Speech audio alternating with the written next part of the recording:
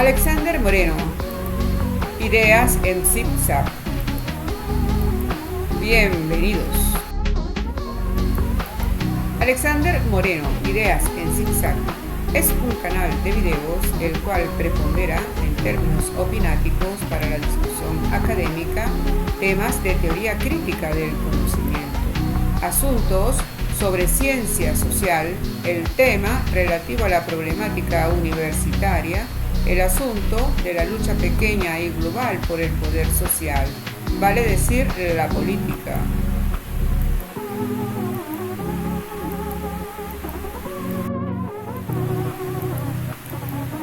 Alexander Moreno es un docente venezolano con más de medio siglo de vida universitaria en los campos de la filosofía del conocimiento, la ciencia social y la cultura popular latinoamericana.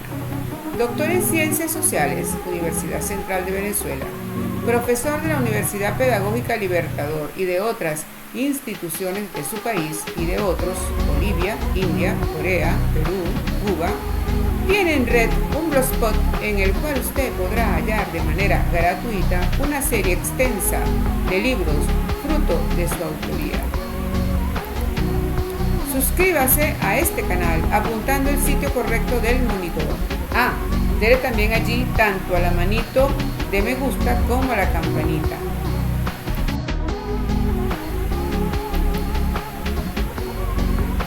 Muchísimo gusto, compañeras, amigos todos. Desde Venezuela, Alexander Moreno les habla. Nuestro canal se llama Alexander Moreno, Ideas en Zigzag. La conversación de hoy se llama Teoría del lenguaje, teoría de la mentira. Voy a arrancar trayendo a colación unos refranes populares, unos proverbios que estuve considerando en el libro cuya tapa, cuya portada, cuya cubierta aparece en pantalla. Valores y pensamiento lógico a través de los refranes populares. Ese libro está de acceso gratuito a ustedes.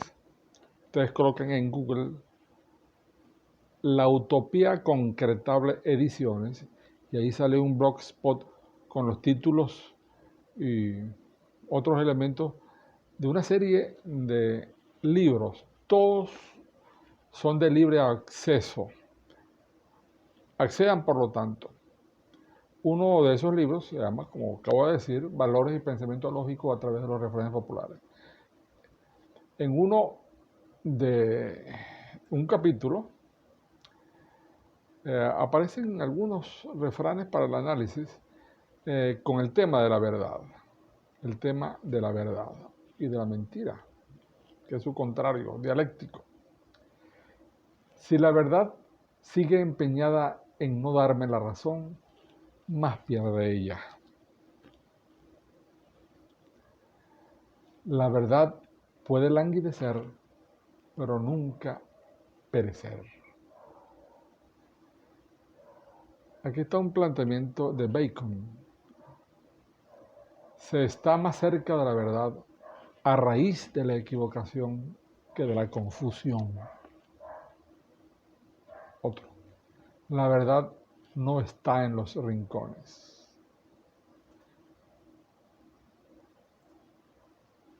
A continuación, una mixtura de imágenes, de iconos, que pretenden honrar la problemática contradictoria de la verdad y la mentira,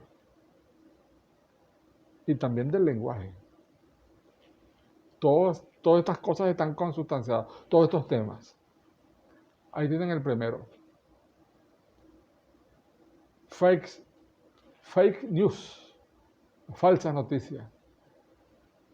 Quien maneje la tecnología de la informática, la computación, en fin, sabe que eso es un icono que tiene que ver con algo que está permanentemente amenazando en la praxis, en el uso de la tecnología.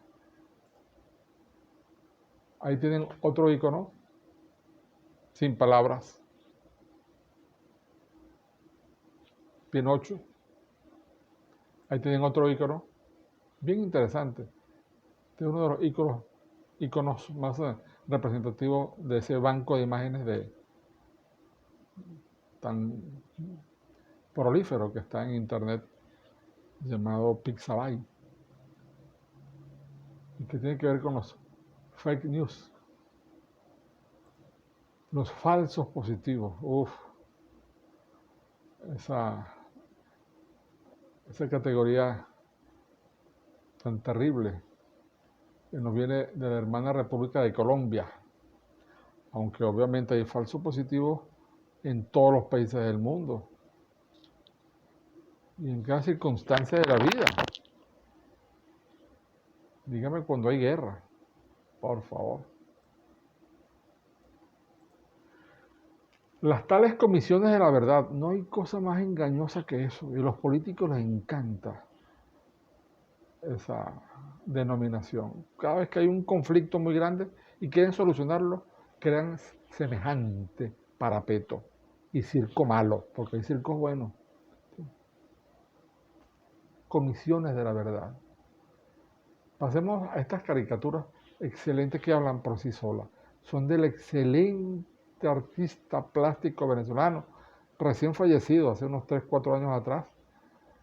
Me refiero en el 2018, por ahí, falleció, 2019, Rubén Díaz Castañeda. Vean qué maravillosa caricatura. Año Internacional del Niño. Bla, bla, bla. Otra excelente caricatura. Habla por sí solo. Por sí sola. Ahí tienen esta otra, número 10. Esta caricatura yo lo he usado en el sentido más bondadosa de la palabra en muchas de mis producciones intelectuales. Es excelente. El hombre con la cabeza hueca viendo la televisión.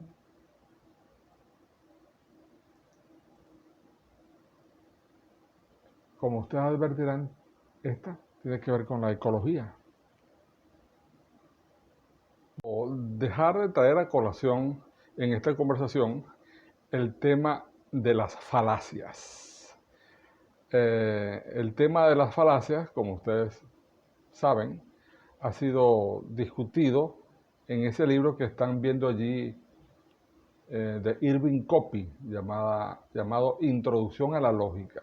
Recuerdo que me llegó la primera vez a las manos ese libro por mandato de una cátedra, teniendo yo 19, 20 años, 1965, 66, en circunstancias de ser estudiante de una licenciatura que hice en la Universidad Central de Venezuela en tal entonces.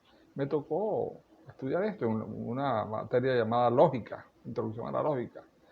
Y claro, tuve que leer el libro de Irving Copy y sobre todo haciendo preponderancia en el capítulo de las falacias. Como ustedes saben, las falacias son argumentos vestidos de racionales, de lógicos, de sensatos, pero que en el fondo son unos fiascos, unos fraudes desde el punto de vista de la organización, del ordenamiento de las ideas. Son ilógicos, pues.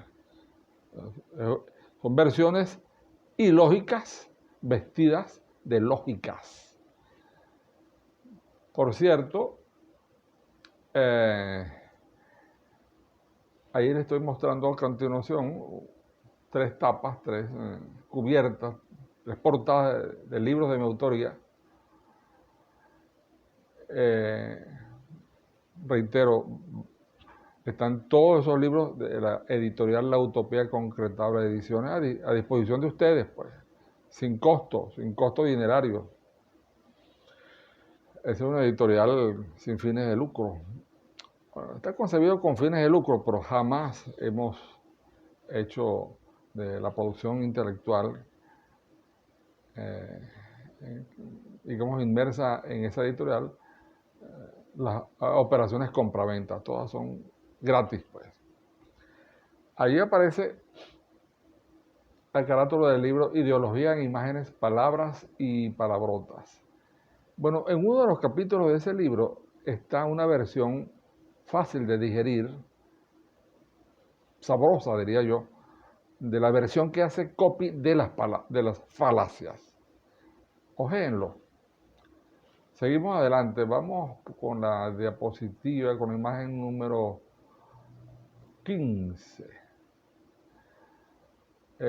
No podemos hablar del tema de la mentira, de la manipulación, de la falsedad, de los gatos por liebre, sin hablar de un tema que nos envolvió a todos en el globo, el tema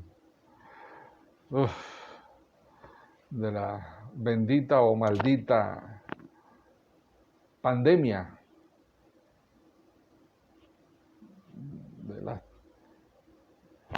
un fenómeno que nos envolvió, reitero, a todos, pero impregnado de zancadillas y de falsedades, de trampas, de manipulaciones, de oscuridades.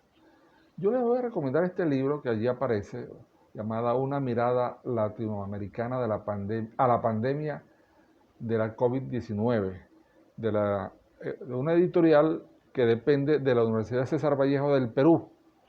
Es un buen libro. Yo tuve que ver con la edición de ese libro, toda vez que fui miembro del jurado que evaluó, digamos, las versiones originales del libro para darle la aprobación o no. En este caso, los jurados que actuamos allí, enhorabuena, le dimos la aprobación. Los compiladores son dos personas muy respetables. Eduardo Campechano, doctor en educación, es un lingüista. Lo conozco porque lo conozco hace muchos años. Fue mi alumno en un doctorado o una maestría en la Universidad Pedagógica Experimental Libertador hace muchos años atrás. Excelente persona, un hombre muy estudioso, venezolano. Y de compañero de equipo para dicha compilación contó con la doctora Ruth Cuasialpud. Bueno, accedan, reitero, del Fondo Editorial de la Universidad César Vallejo, editorial Uniagustiniana. Eso fue editado en el 2020. Creo que es un buen libro para descubrir los entretelones y los intríngulis de esa pandemia. Cuando hablo de intríngulis no hablo de interioridades, sino de las intenciones solapadas. Intríngulis no es sinónimo de interioridad, sino de intenciones por debajo de cuerdas, por debajo de la solapa. Y el COVID está llena de eso. Recordemos lo que decía Trump de esa pandemia. Le llamaba el virus chino, colocando la génesis, la fuente, pues, de esa epidemia generalizada en unos tales laboratorios chinos. Eso lo dudo. Puede que sí, puede que no. Aquí les voy a colocar un dato, por ejemplo, de un periódico de circulación internacional llamado Diario 16. Eso fue editado el 21 de septiembre de 2022.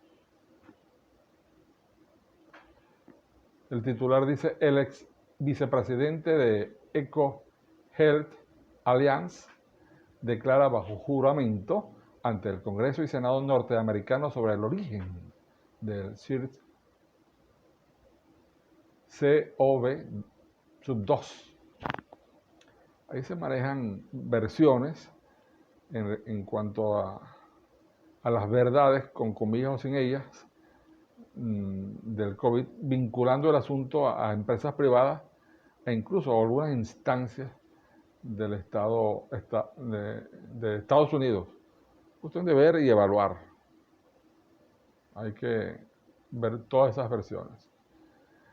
Bien, no podemos seguir adelante sin fijar una categoría que es una veta, un filón fundamental para este tema de la mentira y el lenguaje, que es poder social.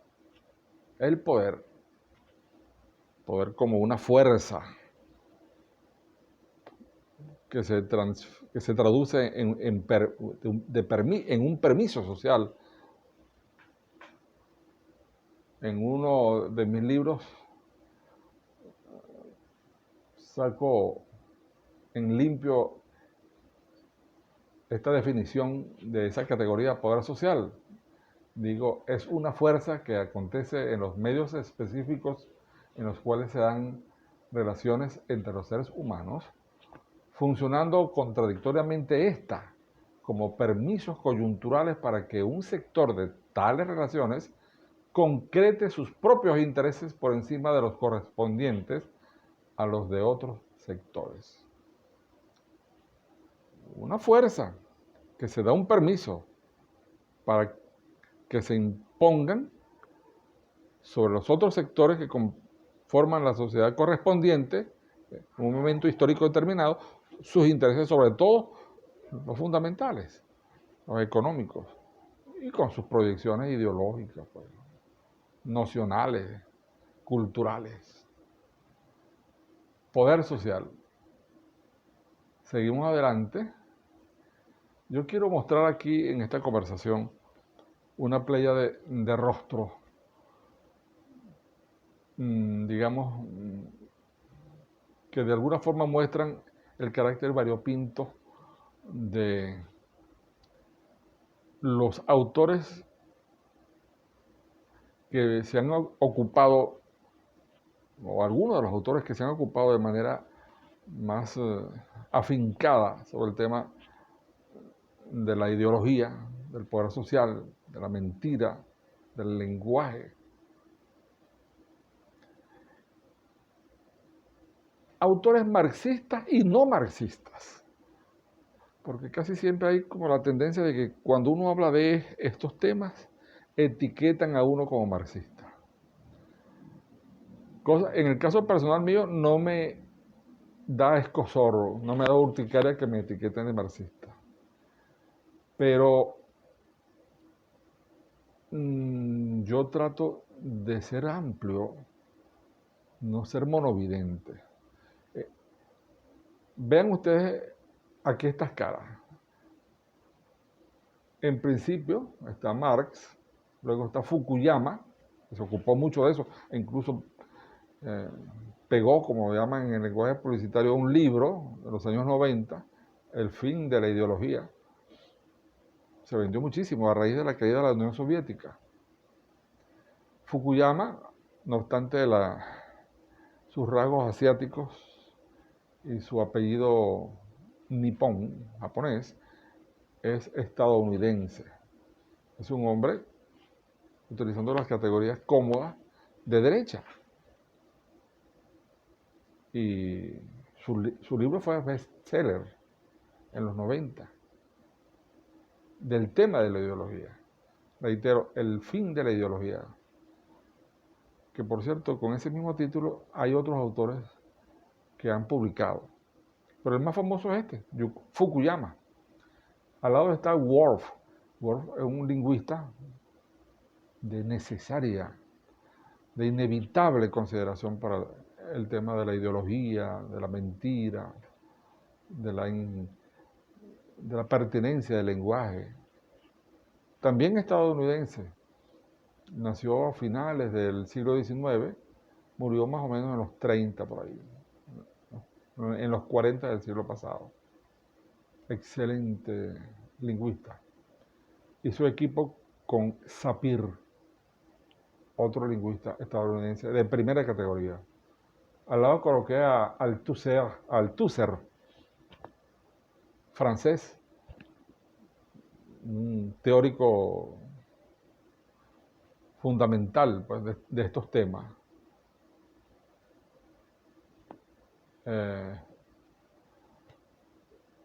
Él murió trágicamente. Lamenté mucho la muerte de Althusser, sobre todo de una forma triste. Me acongojó mucho su muerte a principios de este mismo siglo o a finales del pasado. Un intelectual de primera, francés, hizo vida pues a finales del siglo pasado, en fin.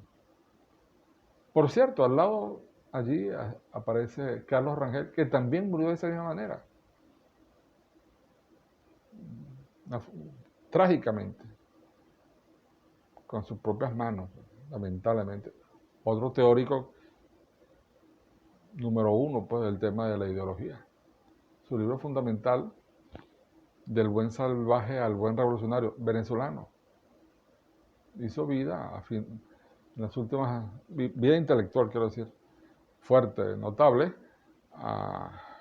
en los 70, 80 del siglo pasado, venezolano. Al lado coloqué a Marcuse. Marcuse, el autor de El hombre unidimensional, europeo, uno de los autores más importantes, sobre todo en la década finales de los 60 y la década del 70, con el tema de la alienación. Luego aparece Ludovico Silva, un venezolano marxista. Su obra fundamental, bueno, teoría y práctica de la ideología y la plusvalía ideológica. A mi juicio muy maniqueo, analiza el asunto de la ideología en blanco y negro, pero aún así es indudable que colaboró. Al lado coloqué a Karel Kosik, a mi juicio, uno de los más adelantados. Checo, hizo vida obviamente en su patria, Checoslovaquia, y en Francia. Su obra fundamental, que es uno de los libros más esclarecedoras que yo he leído en mi vida, Dialéctica de lo concreto. Karel Kosik murió no hace tanto, en el pleno siglo XXI. Excelente autor del tema de la ideología y de la epistemología, quiero decir, de filosofía de la ciencia.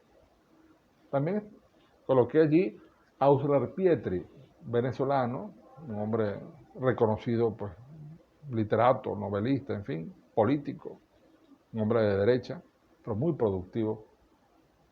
Y editó en el periódico caraqueño El Nacional varios artículos densos en cuanto al tema de la ideología. Murió de 100 años aproximadamente. Hizo vida política de los años 40. Y bueno, murió no hace tanto. Voloshinov está al lado. Y ese es otro genio ruso. Nació a finales del siglo XIX y murió también de una manera claroscura.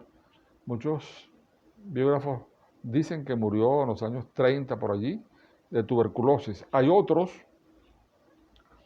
que sostienen que murió asesinado. Marxista, excelente lingüista, por tocar fondo en el marxismo, generó rivalidades en la Unión Soviética en épocas de Stalin y de un momento a otro desapareció Voloshinov. Al lado coloqué a Gramsci, o a Gramsci, italiano, intelectual de mucha valía, marxista, pero un marxista adelantado. Fue una vida trágica, muy trágica. Hay que leer a Gramsci. Todos esos autores son de necesaria consideración para el tema. No lo vamos a tocar, obviamente, en esta conversación, pero vaya, es fundamental nombrarlos en términos laudatorios y amplios. Definimos la ideología, nosotros de nuestra humilde trinchera, como un conocimiento simbolización. Cuando unimos la palabra conocimiento guión simbolización, es porque el conocimiento, para que exista, tiene que estar simbolizado, hecho lenguaje. No se quede la palabra conocimiento dentro de la abstracción pura de lo pensamental, de lo eidético. El conocimiento, para que cuaje, para que exista, tiene que tener una butaca donde sentarse, donde aposentarse, al lado de otras butacas en plena situación de relación compleja. Y la butaca donde se sienta la llamamos signo, siendo la palabra la expresión más importante del signo. Por lo tanto, cuando hablamos de conocimiento, simbolización, estamos uniendo esos dos elementos: pensamiento y lenguaje. Sin lenguaje no hay pensamiento, obviamente. Decíamos entonces que ideología es el conocimiento, simbolización de todo el extenso campo sobre el cual se hace teoría. ¿Cuál es el campo de la teoría? Bueno, la dualidad naturaleza-relaciones sociales, la unidad trinitaria del pensamiento, la emocionalidad y el lenguaje, y la individualidad humana. O sea, la teoría, sea científica, sea filosófica o ideológica con todas sus trampas, la teoría se ocupa, en términos latos generales, de los mismos campos. Reitero, la naturaleza, es decir, los fenómenos químicos, físicos y biológicos, las relaciones sociales, la unidad trinitaria, indisoluble del pensamiento, la emocionalidad y el lenguaje, y el proceso de formación de la personalidad, o sea, de la individualidad humana. Esos son los campos de la teoría, de toda teoría, cada una con sus peculiaridades, sus propósitos, en fin. Desde la más prístina, que es la ciencia, hasta la más tramposa, pero también da luces, que es la ideológica. Reitero, ideología es el conocimiento, simbolización de todo el extenso campo sobre el cual se hace teoría, ello en plan de cohesionar la sociedad en la cual se da esta teoría, habida cuenta los intereses propios del sector que en esta ostenta el poder, sobre todo el económico. Por cierto, allí en esa diapositiva al lado derecho aparece la tapa,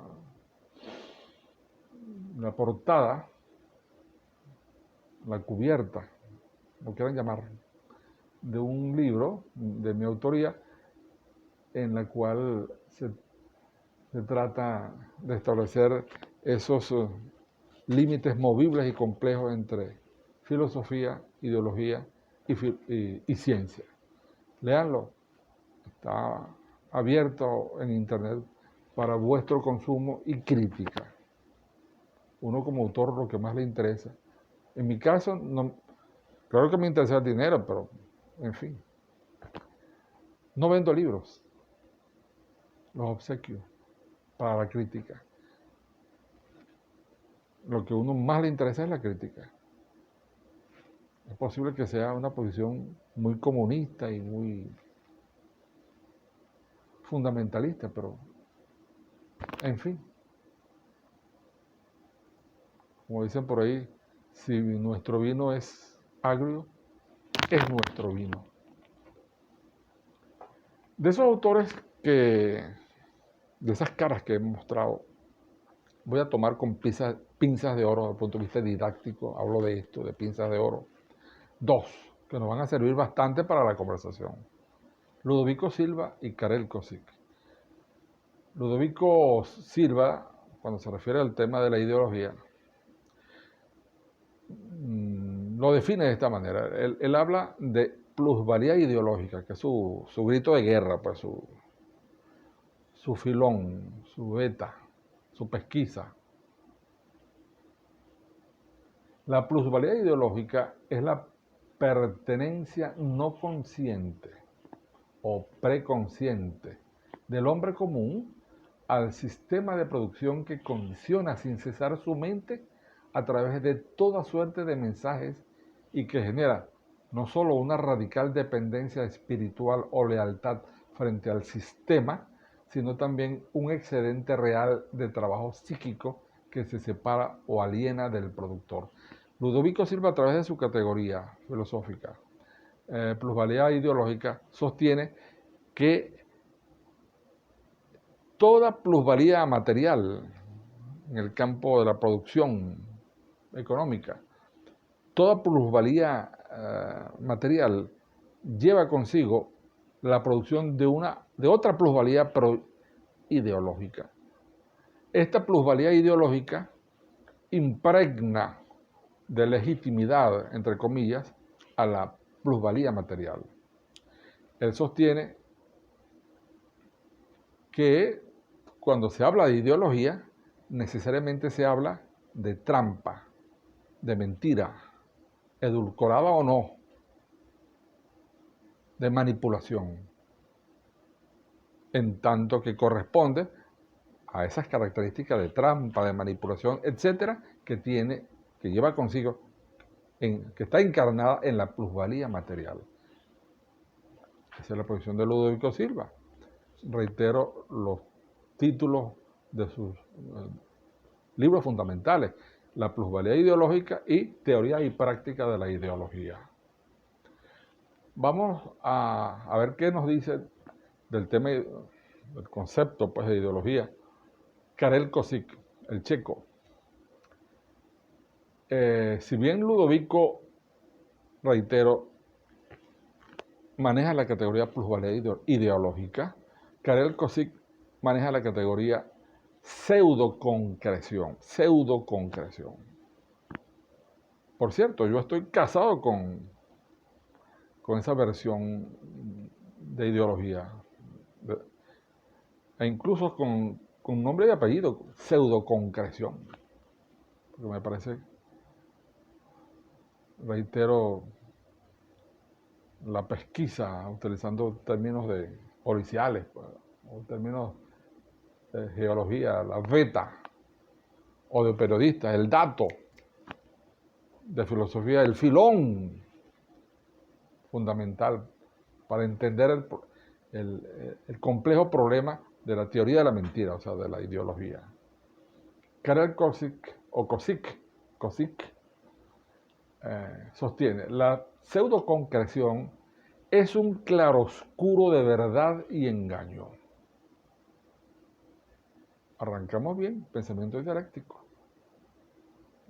La contradicción como escardilla fundamental del pensamiento.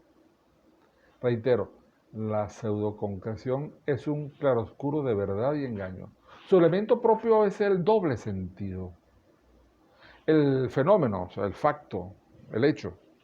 El fenómeno muestra la esencia y al mismo tiempo la oculta. Qué maravilla eso, ¿no?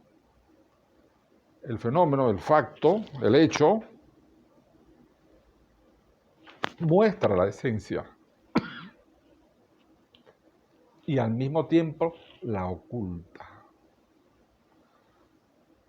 La esencia se manifiesta en el fenómeno. La esencia se manifiesta en el hecho, en lo observable, pues. Pero solo de manera inadecuada, parcialmente, en alguna de sus facetas y ciertos aspectos.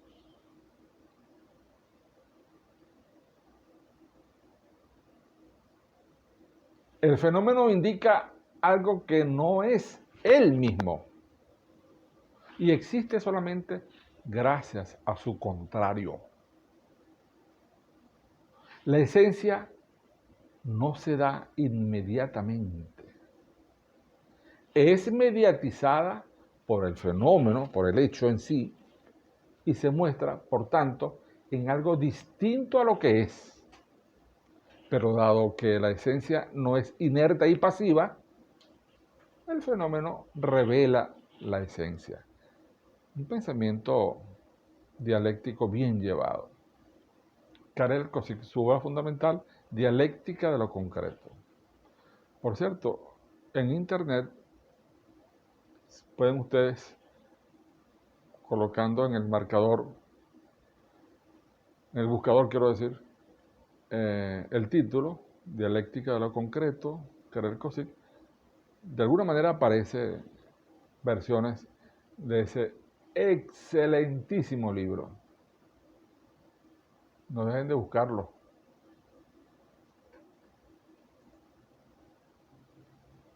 Vamos a hacer un pequeño receso para seguir hablando del tema. Con permiso. Bien, vamos para el segundo y último segmento de esta mayéutica, vale decir, de esta conversación en plan de riqueza, que fluyan las riquezas cognitivas y emocionales. Ustedes y yo tenemos la palabra. Bien. Recientemente, o sea, minutos atrás, ustedes recordarán que yo presenté ante vosotros un collage, una mixtura de caras, de faces, de pensadores que se han ocupado a lo largo de los últimos años del tema que nos convoca, la teoría del lenguaje, la teoría de esa relación compleja entre la mentira y la verdad, entre la claridad y la oscuridad cognitiva. En fin, claro, nos faltaron muchos. Ya advierto que allí faltó la faz, la cara de Teodoro Adorno, por ejemplo, de Tomás Amadeo Vasconi, quien fue mi profesor, por cierto, en un doctorado que hice en los años 80, y muchos otros. Ahora, si se quiere con pinzas, voy a tomar otros dos autores. Recuerden que hace minutos atrás tocamos a Ludovico Silva, el venezolano, y al checo Karel Kosik. Ahora vamos a traer a colación otros dos autores para redondear esta jornada de comunicación entre vosotros y mi persona. El primero que vamos a traer a colación en esta ocasión es a Benjamin Lee Whorf. Luego de que tratemos a Benjamin Lee Whorf, trataremos a Valentin Voloshinov. Ambos, tanto Worf, termina en F, tanto Worf como Voloshinov, nacieron en el último quinquenio del siglo XIX. El primero nació en Estados Unidos, es estadounidense. El segundo, ruso. Ambos lingüistas que se ocuparon del problema de la ideología. Ambos se ocuparon de la vinculación compleja y dialéctica entre lo pensamental y lo semiótico, lo lingüístico.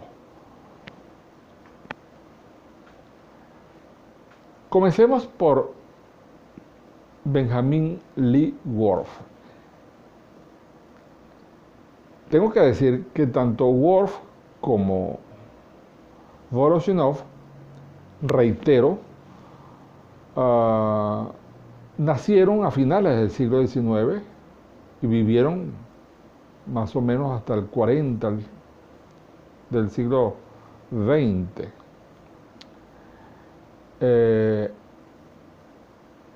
El primero, Worf, hizo equipo con un gran amigo de él, un mecenas de apellido Sapir. Para quienes se ocupan de las teorías del lenguaje, este apellido le es familiar porque es un lingüista que encarna pues una referencia fundamental en estas disciplinas del lenguaje. Sapir. Bueno, Worf y Sapir, ambos estadounidenses, se ocuparon de estudiar la estructura lingüística, específicamente HOPI, H-O-P-I. Si ustedes ven ahorita la diapositiva, mirarán allí unas caras bellas todas de gente de esa tribu que a mí particularmente me merece un gran cariño, los Hopi, y a mucha gente le merece un gran cariño. Aún están desarrollando su vida en pleno siglo XXI. Pues ellos, Worf y Sapir, se dedicaron a estudiar la estructura lingüística Hopi, también de otras lenguas minoritarias, ubicadas en las regiones Nuevo México, Arizona, por ahí. Decía, se ocupaban de otras civilizaciones, otras culturas, otras tribus minoritarias, entre las que me viene a la mente está la tribu Navajo y la tribu Nininat, pero fundamentalmente la tribu Hopi. Estudiaron la estructura lingüística interna de uso Hopi, advirtiendo, entre mil cosas interesantes, que había una profunda diferencia sistémica constitutiva entre esa estructura lingüística Hopi y la estructura lingüística común de uso europeo. O sea, me estoy refiriendo al inglés, al italiano, al portugués, al español, al francés. Esas estructuras lingüísticas que tienen bases, fundamentos, apoyaturas comunes. Entre estas apoyaturas está el latín. Y hay una visión estándar que las homogeneiza a todas estas estructuras lingüísticas de uso nuestro. En inglés tienen una denominación que llevado al español, tomando las sugerencias del mismo Worf, corresponden a este acrónimo SAE, SAE, las lenguas de uso común en Europa. Decía Worf y Sapir que existe una diferencia muy significativa entre ambas estructuras lingüísticas, entre las lenguas SAE, por una parte, y la lengua OPI. Que esa diferencia llegan hasta el punto extremo de lo siguiente. Nosotros utilizamos la categoría tiempo y nos fundamentamos en esta categoría en un trípode conceptual: presente, pasado y futuro. Pues bien, y no estamos hablando de cualquier categoría, estamos hablando de la categoría tiempo, que es fundamental para toda estructura lingüística. Los OPI tienen una visión del tiempo, si es que cabe la expresión, distinta, radicalmente distinta. Y digo que si es que cabe la expresión, toda vez que Worf y Sapir eran de la posición, a mi juicio, extrema, quizá extrema, de que los OPI no usaban la categoría tiempo. Reitero, probablemente esta es una valoración extrema por parte de Worf. En todo caso, los OPI no transitaban sobre esos tres tiempos nuestros, digámoslo así, presente, pasado, futuro, sino en 9 dimensiones. Y esas dimensiones tenían que ver con rasgos, con características, con cualidades y con cantidades compenetradas con lo que veían en la realidad social y natural. 9, no 3. Pero reitero, Worf llegó a decir es que los OPI no usan la categoría tiempo y sin embargo resguardan la riqueza conceptual y lingüística, conceptual y sígnica de su lenguaje, quiero decir mejor. Decía el amigo Worf y Sapir, su colaborador, que vemos la realidad, a final de cuentas, no tanto como la realidad objetivamente es, sino como la lengua que usamos permite verla. Vemos la realidad no como la realidad verazmente es, sino con los anteojos propios de la estructura lingüística específica que usamos, siendo, a final y al cabo, diferentes unas de otras.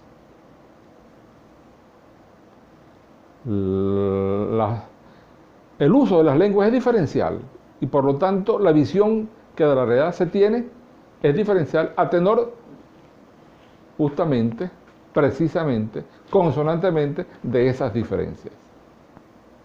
Interesante, interesante. Es una referencia interesante. Hay algunos políglotas hoy en día que dicen, caray, hay cuotas de verdad. Yo usando el inglés,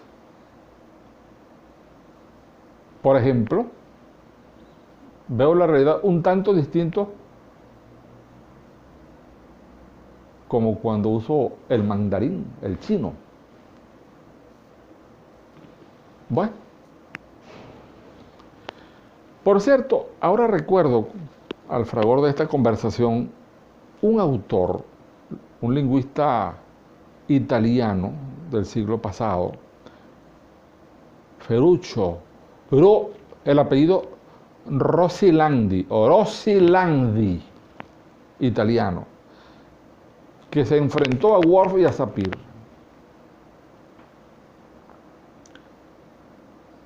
Reitero, Worf y Sapir produjeron sus teorías en los años 30 y 40. Rosilandi, muchas décadas a posteriori. Rosilandi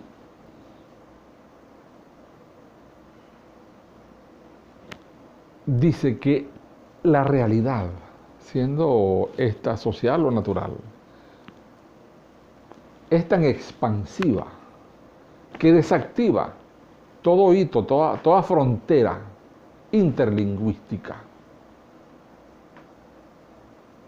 También me parece interesante.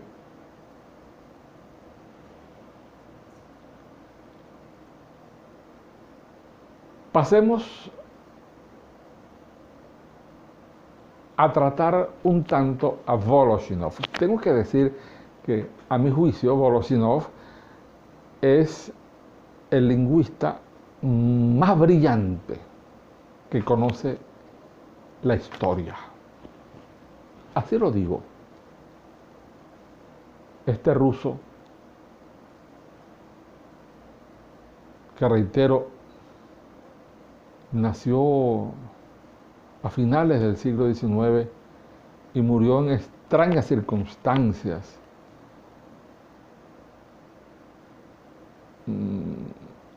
Más o menos en los años 20, a instancias de la Unión Soviética en época de Stalin.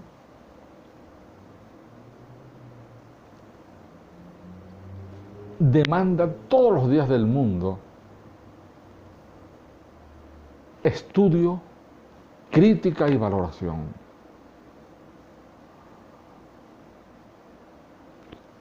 No se sabe cómo murió Voloshinov. Hay unos biógrafos que sostienen que él, en su plena producción,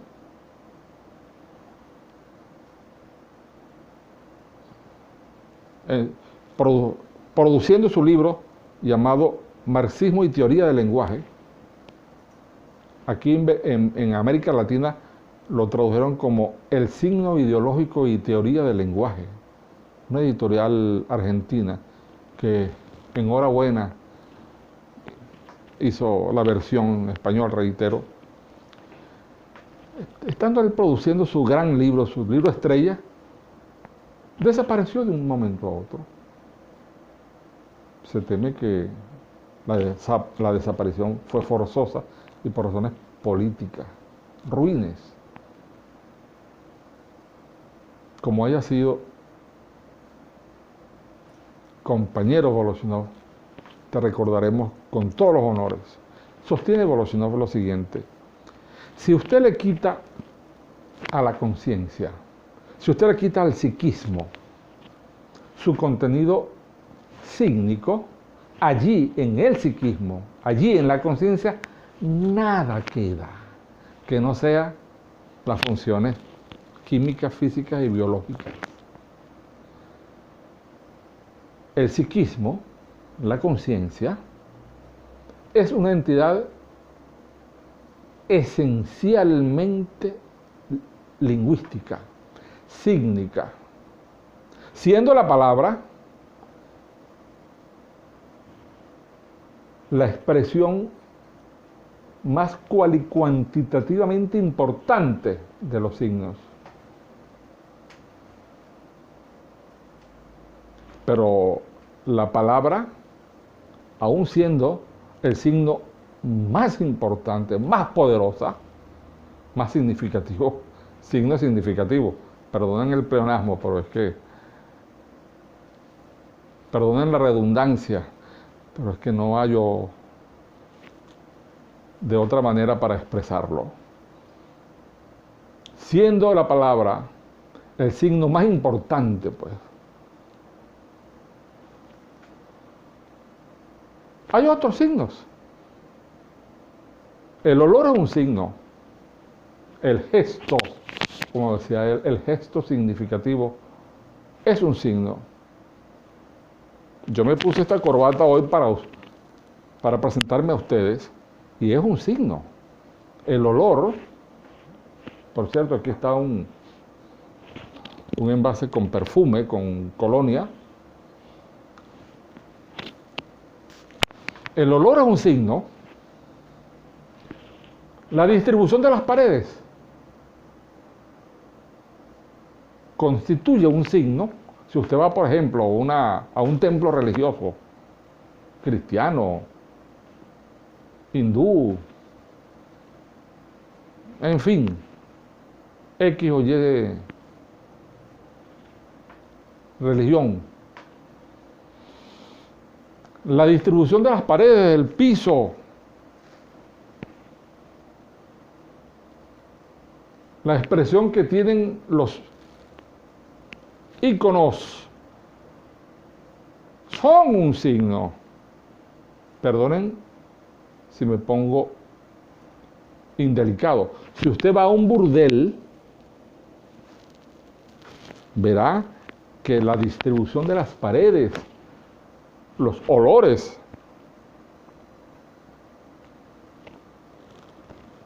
los techos, los escalones, llevan consigo un signo. Ahora bien, siguiendo a Voloshinov, los signos no andan realengos por el psiquismo. Los signos no andan, permítanme la expresión, desperdigados, como dando palazos a la ciega en los caminos recónditos y fáciles del psiquismo. No. Los signos andan en la sociedad bajo un cierto ordenamiento que es cambiante y contradictorio. En ese ordenamiento, ¿cómo no va a estar la ideología allí presente, mandando? ¿Cómo no va a estar el poder social ejerciendo sus funciones justas e injustas? Y entre lo justo y lo injusto, 1000 gradaciones en pugna y en movimiento. Esa es la manera como el poder, de manera dialéctica, sella, acuña los signos. Los signos se mueven dialécticamente a punta de poder, a punta de política, escondiéndose y mostrándose y escondiéndose. Oh, Voloshinov, qué genio fuiste. Donde estés, se te agradece. Bueno, creo que hemos concluido. Gracias por la atención, amigas y amigos. En este canal llamado Alexander Moreno Ideas en Zigzag, está vivo, está viva la intención, está viva la expresión, la academia vive. En YouTube, la academia debe estar presente para la discusión plural, democrática. Y en eso estamos. Antes de irme y darle de manera reiterada desde Venezuela, que es el país desde el cual nos expresamos hacia vosotros todos,